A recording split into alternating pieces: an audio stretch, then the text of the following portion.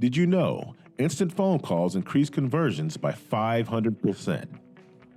Web Control now integrates with CallDrip so you can instantly connect with internet leads.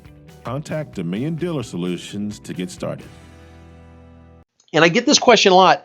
Steve, what's more important with my processes and templates and things? Is it quantity of messages or is it quality of messages? Guess what? Start with quantity, then focus on quality.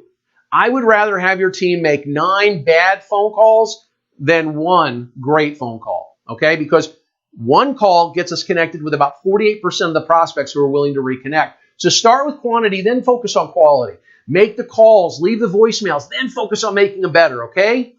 You want to measure which voicemails are actually returned, which ones prompt a prospect to take your next call. Those are voicemails that are working. Now, voicemails matter more than emails in our attempt to reconnect in the traditional process, because in the traditional process, we have a working number.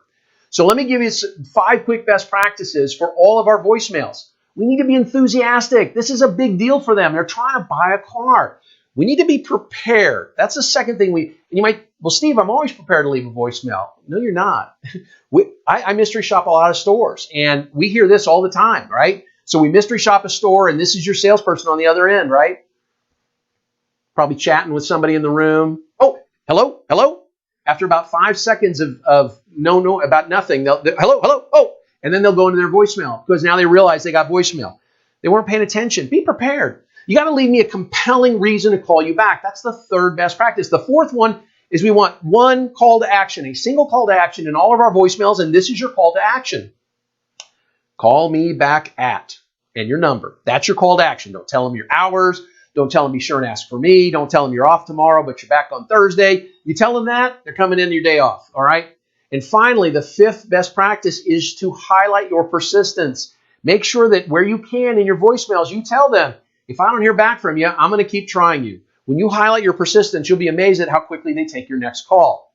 All right, I'm going to do the day 4 voicemail. Don't worry about it. This is the day 4 new car voicemail. Again, it's free in our processes that you'll get by going to that link. But here's the day 4 new car voicemail in our traditional process. Hey, I'll do it with a phone. I'll do it with a desk phone, right? Hello again, Bob. This is Steve Stauning calling back from Steve's Ford, and I wanted to let you know that the current factory incentives on the Mustang expire soon. Now, we're not sure what Ford's going to do after that, as the inventories do appear to be coming down. Anyway, Bob, please call me back so we can schedule a quick test drive on the Mustang and then look at how these incentives might make a difference. My number is 555-1212. Once again, that's 555-1212. And don't worry if you can't reach me right away. I'll try again later. Thanks and talk to you soon. That's our voicemail. Don't overthink it. Our goal is a reconnection. Now, some of you are saying, yeah, Steve, but what about texts? I'm going to be boring here, okay? Sorry, but the TCPA creates too big of a hurdle for dealers to try to cheat it. It's a $1,500 fine for every offending text. I did the math once for a dealer group.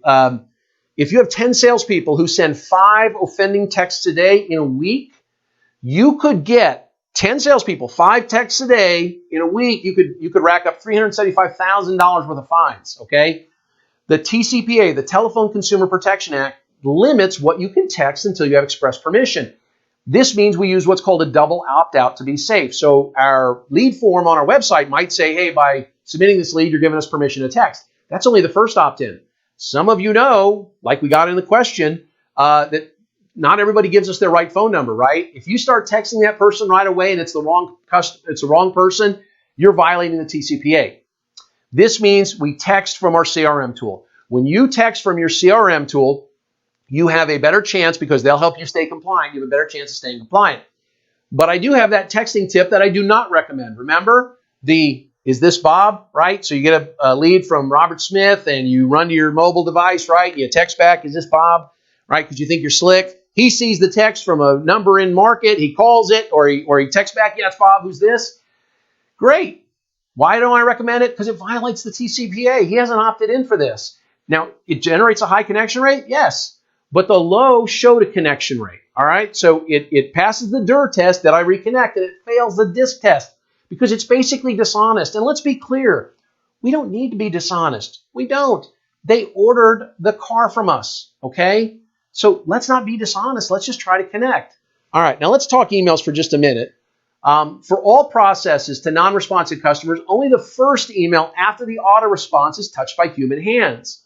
Let me say that again. I've got 10 emails in the traditional process. The auto response, and then the second email that goes out is the first personal response. The other 8 emails should all be automated. They should never be touched by human hands.